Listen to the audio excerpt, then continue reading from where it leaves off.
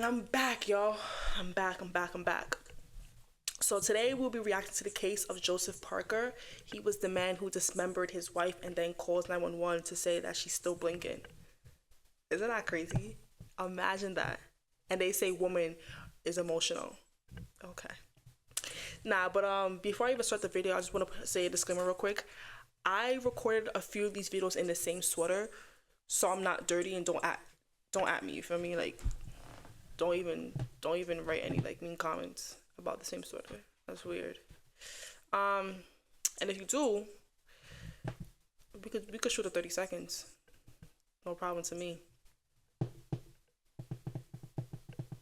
Alright, that's what I thought. Anyway, let's get started to the video. I need to know. Did he cut her into little bitty pieces? I checked on her tonight, and she's not dead. They will shoot you if they see you. She's been frozen for 2 days. She's frozen solid. It's amazing she's still alive. It's the middle of the night in Springfield, Tennessee, when a dispatcher takes one of the most chilling 911 calls ever recorded.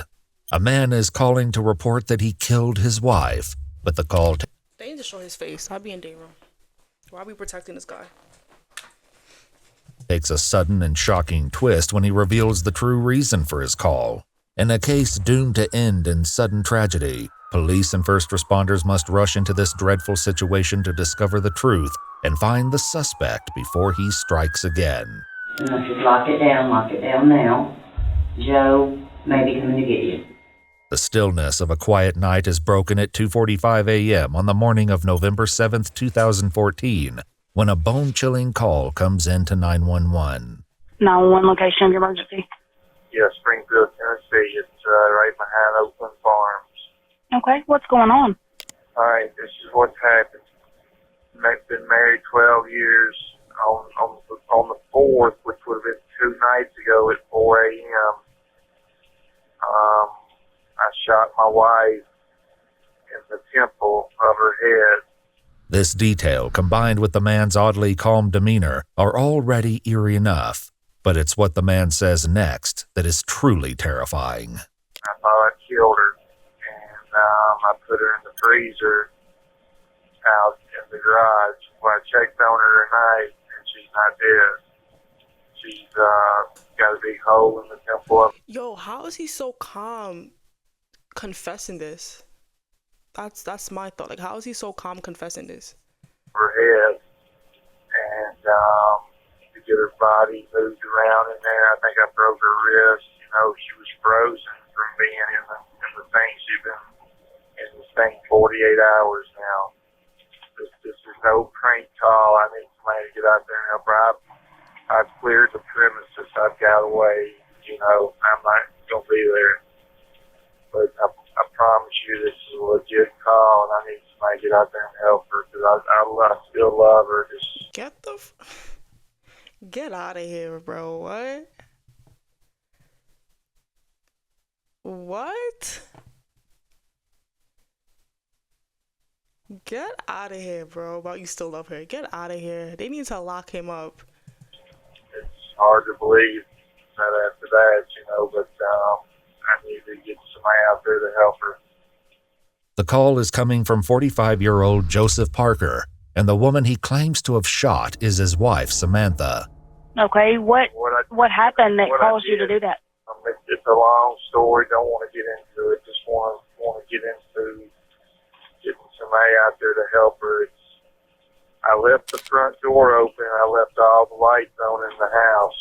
And she's in the garage. You go through the kitchen to get into the garage.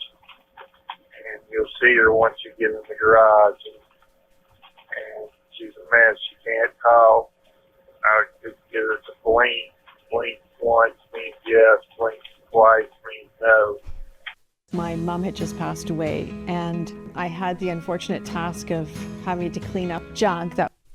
These horrifying specifics are almost too ghastly to believe, especially for those who know the Parkers, like their friend Barbara, who was over at the house the previous afternoon to borrow a tea pitcher. In her statement to the police, Barbara shares that Joseph told her that his wife was sick with a migraine. Barbara said that she'd looked in the bedroom to find Samantha lying on the bed, facing the wall and covered in a blanket. Barbara further tells the police that she seemed to be asleep.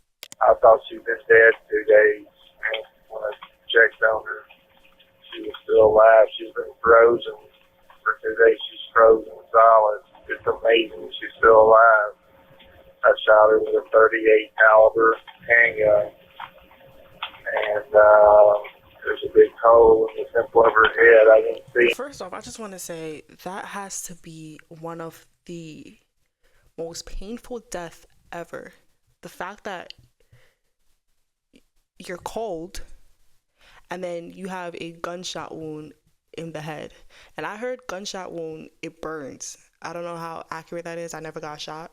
But I heard that it burns when you get shot.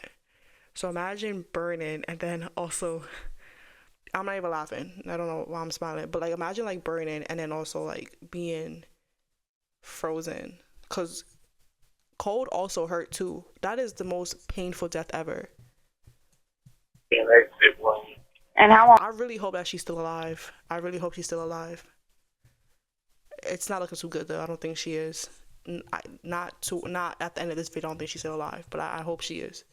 How long ago did you leave there? An hour ago. And that's the last time you saw her?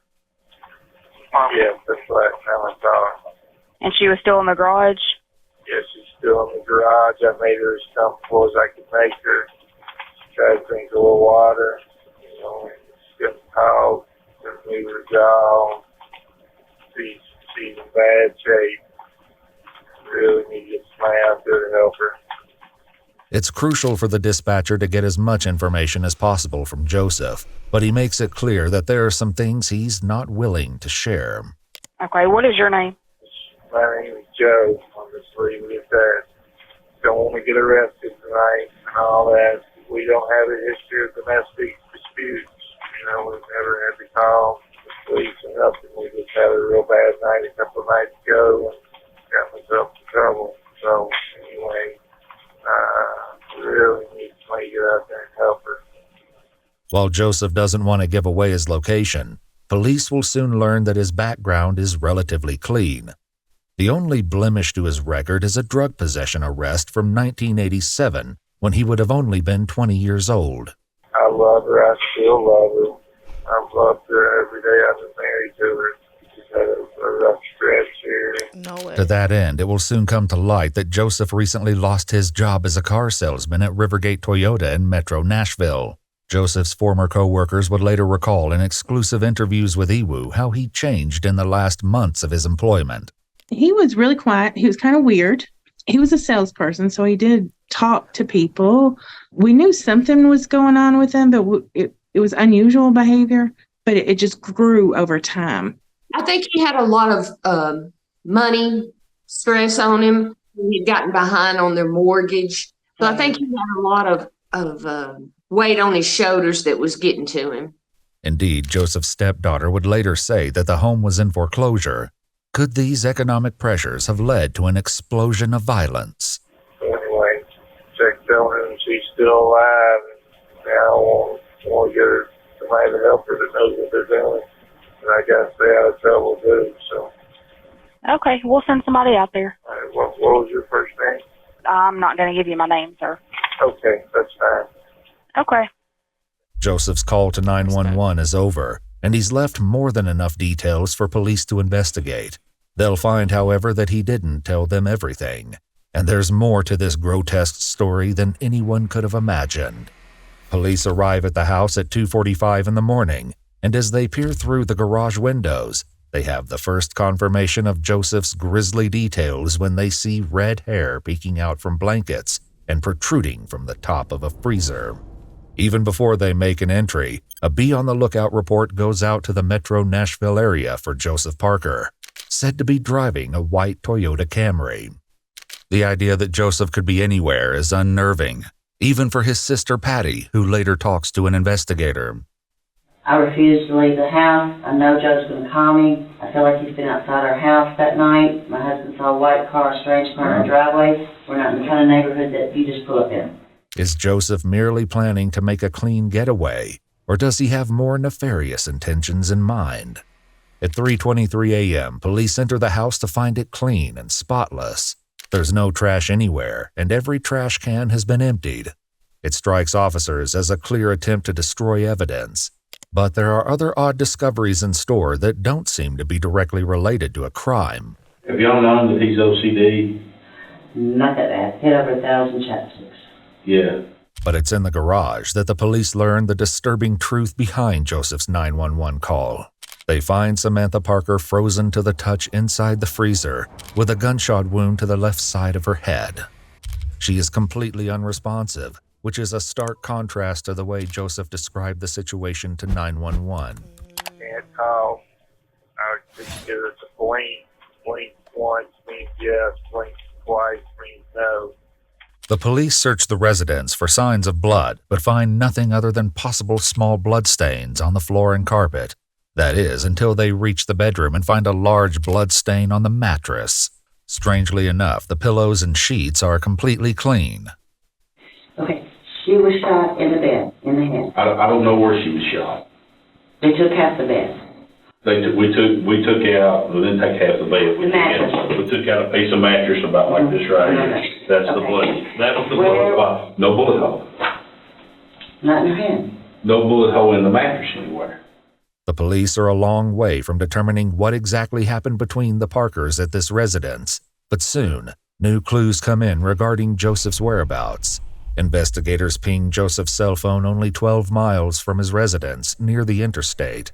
At 3:42 a.m., dispatch calls Joseph back, and he tells them he's going to Chattanooga to visit some friends. The bolo is updated with the new information. If Joseph has more scores to settle, it's... Bolo means be on the lookout. Just in case if you guys didn't know, bolo means be on the lookout.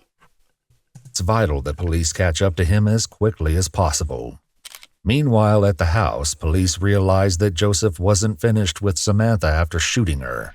Now here's what I've heard. Oh, he cut off her hand. Specifically, he told me he cut off her ankle. I've been told she's been chopped into little bitty pieces. Did he cut off? I need to know. Did he cut her into little bitty pieces? He did not cut her into little bitty pieces. What was was her head still on her body? Oh, yeah. Were her arms and legs? Her arms were still attached. Her legs had some work done to them.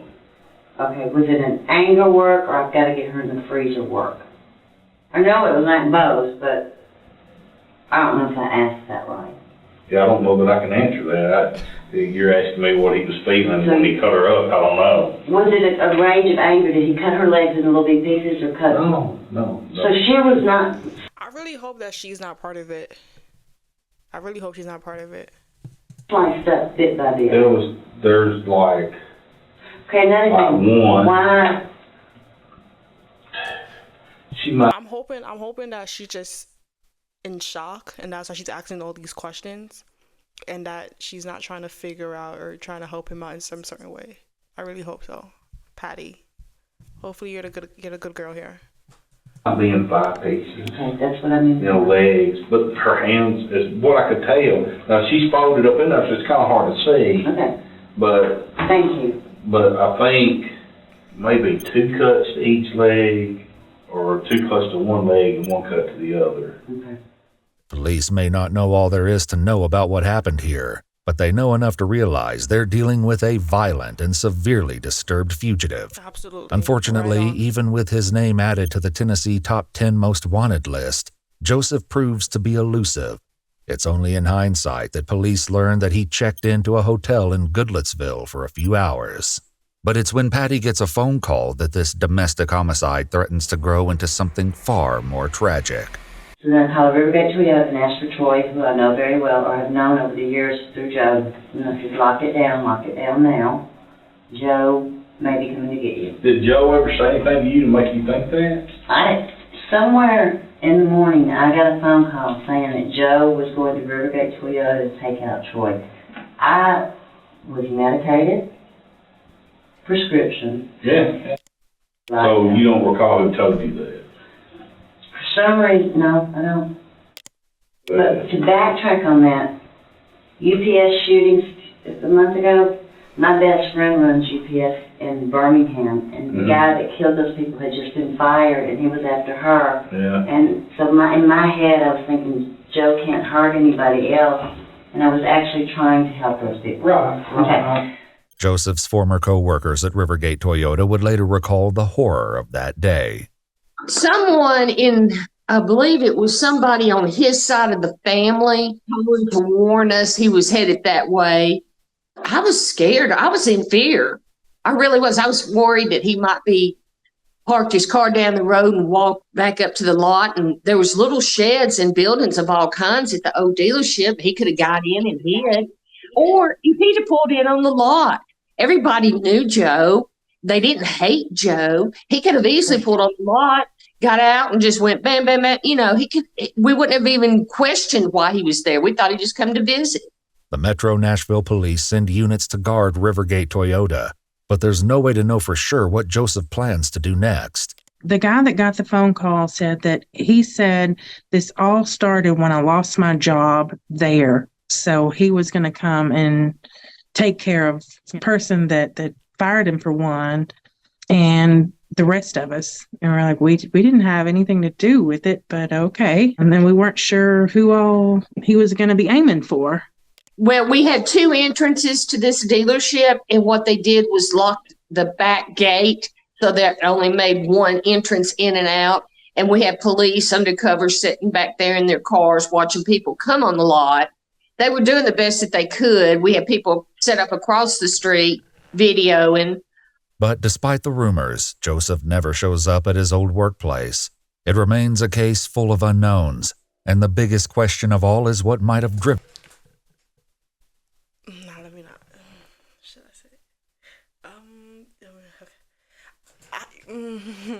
Yeah, there's a situation like this that happened in high school. I just want to tell the story real quick. And I remember it was a science teacher who got fired from my high school because he recorded students like fighting. And so he got fired for that.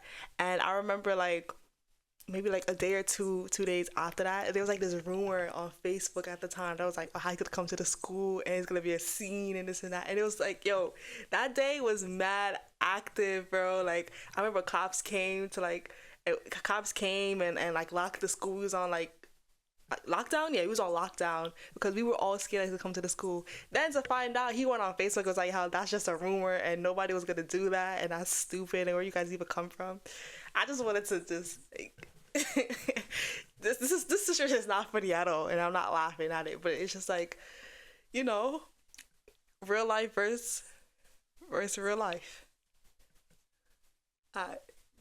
Driven Joseph to kill his wife in the first place. We think, just in case you guys wanted to know. Here's what we pieced together as the detectives that we are. That's a joke.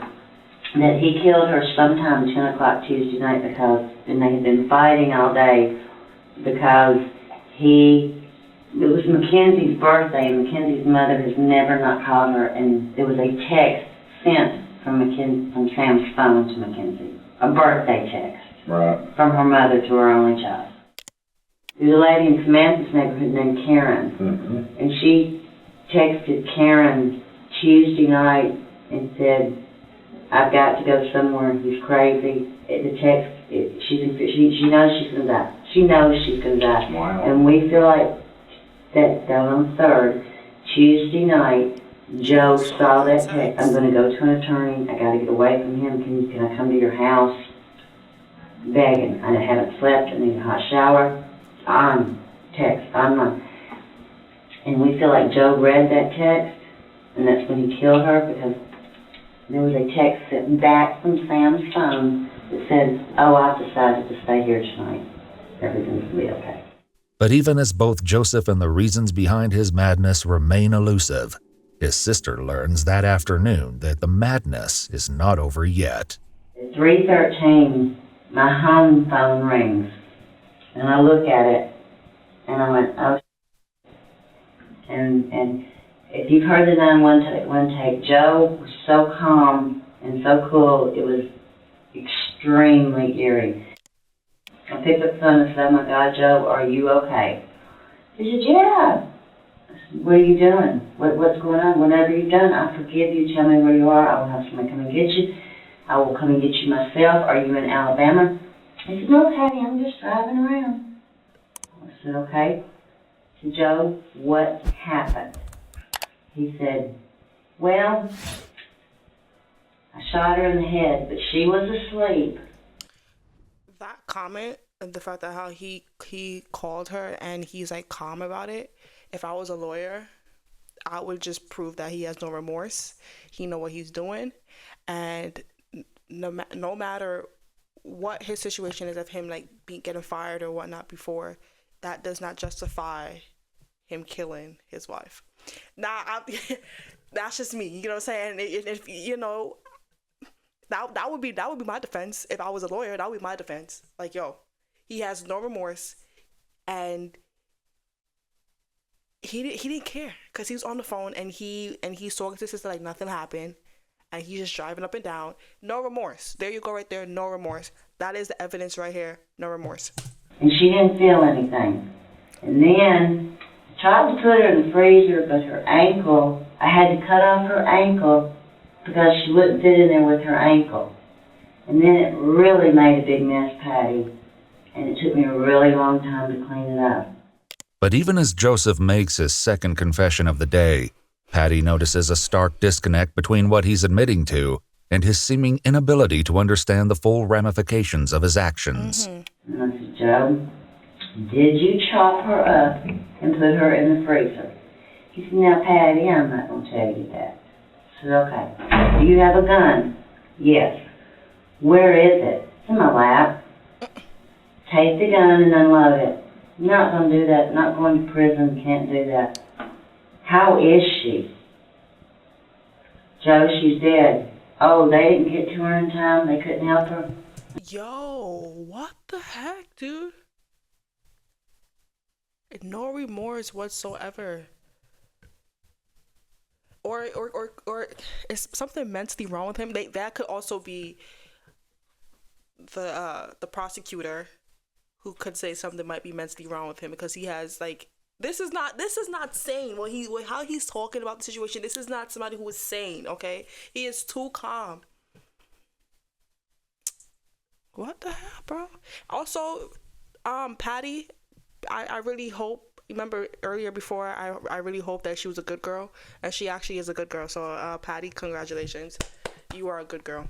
No, Joe, she died. You cut her up and you put her in the freezer.